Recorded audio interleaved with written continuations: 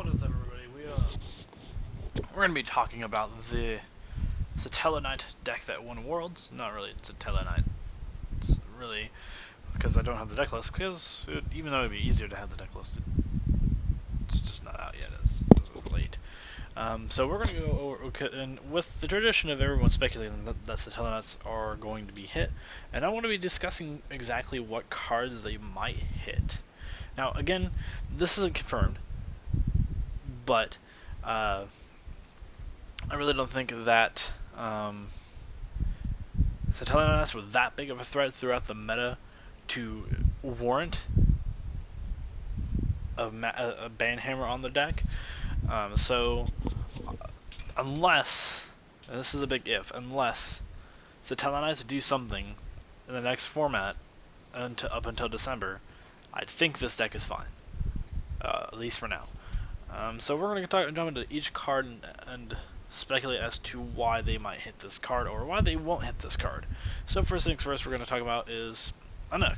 Unuk, the reason why it won't actually be hit is because it doesn't actually do enough. Having the ability to send a Satellarknight from the deck to the grave is nice, sure, but it doesn't do enough. Sure, it's an 1800 body, but again, it doesn't do enough. So there's not very much upside to this card, other than stacking your graveyard for Altair. Altair. The reason why this card might actually be hit is because of the fact that it targets a monster from the graveyard and special summons it. Even though it's in defense mode and you can't attack with any other card other than Satellarknights, that typically doesn't matter when you're playing Satellarknights, does it? Because as it is, Satellarknights generally just run mostly all Satellarknights, unless they might be running Honest, which is very rare. Sometimes they don't even care about that. But on the general average, this card is going to be really good to hit because it opens up the plays and it sets up the really stupid combos. And it's not really most of the deck's fault. It's really just this card's fault. The rest of the deck is fine. If they put this card to 1, and they put Nova to 1, and Triber possibly to 1 to even ban, it would be good. It would be okay. The deck would still function. Damn. The reason why this card probably won't get hit is because, one, we look at Stratos, and everybody views Stratos as a card that shouldn't actually be banned because of its ability. Even though that it can be looped, that's the thing that people forget about Stratos, is that it can be looped. But and this card can't. But regardless of that, this card has a similar effect, if not equal effect, to Stratos, to have the ability to add a Satellarknight monster except an M. That's the thing with Stratos. If Stratos was ever at 2, you would just add the second Stratos. But the reason why this card probably won't get hit is because it does that. That's all it does. Sure, it opens up your way to this card or possibly this card, but it really doesn't make a difference, other than it's a 1500 attacker that searches things. Vega might actually be hit. The reason why I say this is because this card you normal summon this card to summon Altair to summon Deneb, and then you get Deneb's effect to search, and then you just make like Triver, Deltaros, or whatever you make at the time. But the reason why this card might not actually warrant a hit is because you have to do a lot of these clunky, sort of awkward shenanigans where you have to actually either revive it or normal summon it right off the bat. And typically you don't want to do that with Vega. You want to bring it from the graveyard and then go after it through combos and not actually worry about it. Satellarknight Nova Alpha. This card I think is really stupid. Okay, first of all, let's break it down. It's basically an Infernity barrier that's run at 3. An Infernity barrier, if Infernities had 3 Infernity barrier, they would run 3 Infernity barrier because the effect of that card is just way too good. Not only that, it sends a Satellarknight monster to the graveyard, which it means it actually activates the effects of these 2 cards right here, because it's when they're sent from the field to the graveyard, it activates their effect. So that's another thing. So they don't lose any, they don't minus. Additionally, they draw a card. Now, some people might actually look at that as like, oh, drawing a card isn't that actually good. isn't that good. But when you look at the effect that is attached to it, it becomes more of a hindrance. You +3 off this card, potentially, or even worst case scenario is you +2. And even then, you don't. And even then, whatever you summon with these two, you're going to get its effect. Other than unless it's another Xyz monster, then you're bad. But still, you're gonna +3 at worst +2. It's really stupid. Phoenix Chain.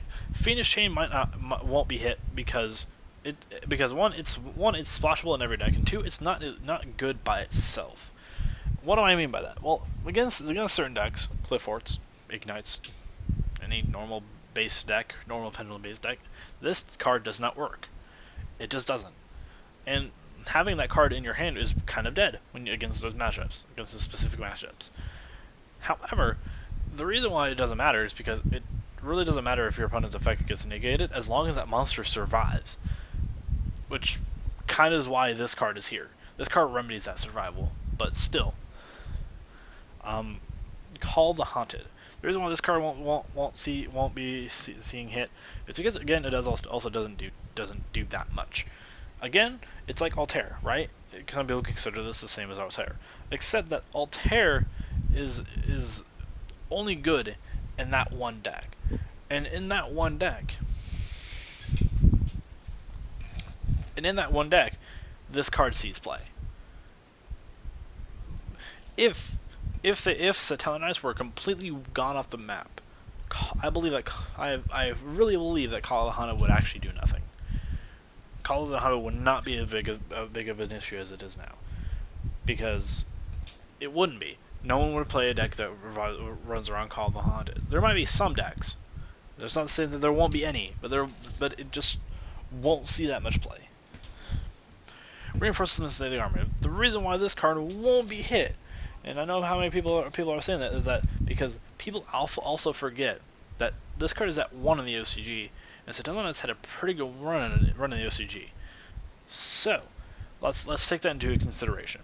Also, even if they were to hit it, I think they would instantly gravitate towards this card. While this card might seem a little bit slower, even though it's a quick play, it's still pretty good, because what you would do is you get your Deneb effect, and then you would therefore get something else off of it.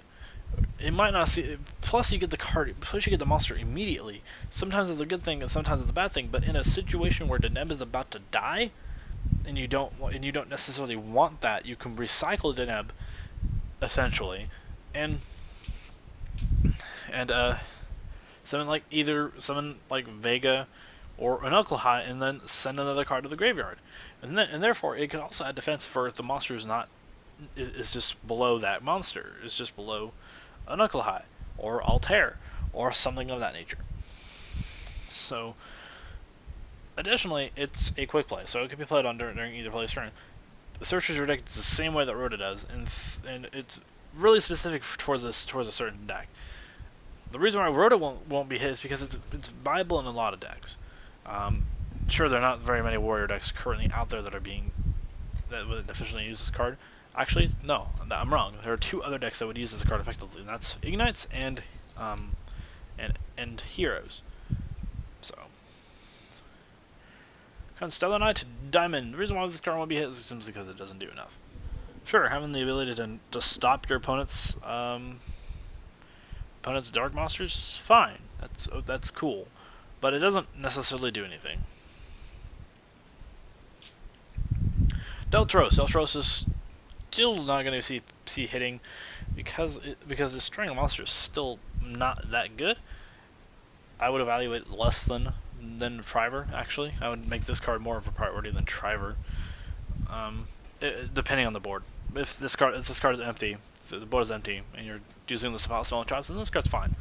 But on the general average, if this card is more splashable than in other decks, you can run it in. Let's see, Senju's. Ignites could technically run it.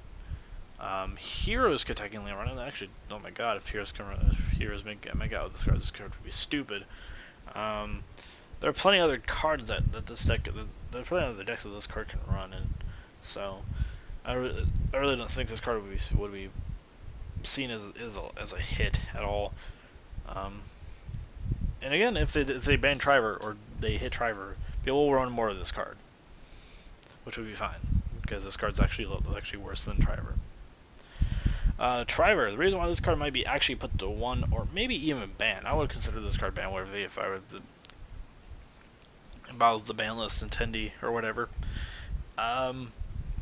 Because it's a giant Trunade. And it's not a giant Trunade in the sense that it just does spells and it does other monsters other than itself. So let's say that you're facing down a full board of like, we'll speculate the worst case scenario, Cleaforths, and they haven't somehow gotten you, or they somehow don't have a lose a turn or a skill drain on a board, and you play this card with the condition met as being a succeed summon, you instantly get rid of their board. Not only that, you get your possible Phoenix Chains back, or your Call of the Haunted's back, which is good, which is too good, because essentially what this card does is giant Trunade. Plus, this card has the ability to delinquent duo a card from your opponent's hand. It has the ability to force a card into your opponent's hand. So not only does it have giant Trunade delinquent duo, it has the ability to say, during your next turn, revive up to 3 monsters from your graveyard and stop your opponent's monster effects and stop them from attacking. So essentially, this card holds more value than what it appears to be. People actually generally underrated this card when it came out in new challengers. I don't understand why that is, but honestly, it's really good. So it might see banned.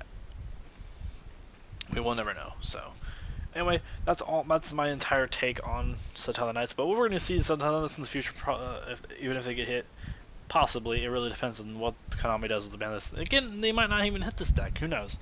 And I'm actually surprised that this deck even won Worlds, because the odds of a stack against them anyway, because every rogue deck can stop them and every meta deck can stop them pretty efficiently. So the fact that this guy had the side deck calibrated to his status to handle all those decks and handle all the possible outcomes makes this deck good. So anyway, that's all that I have for this, and you guys can catch me later. Anyway, Satellarknights signing out.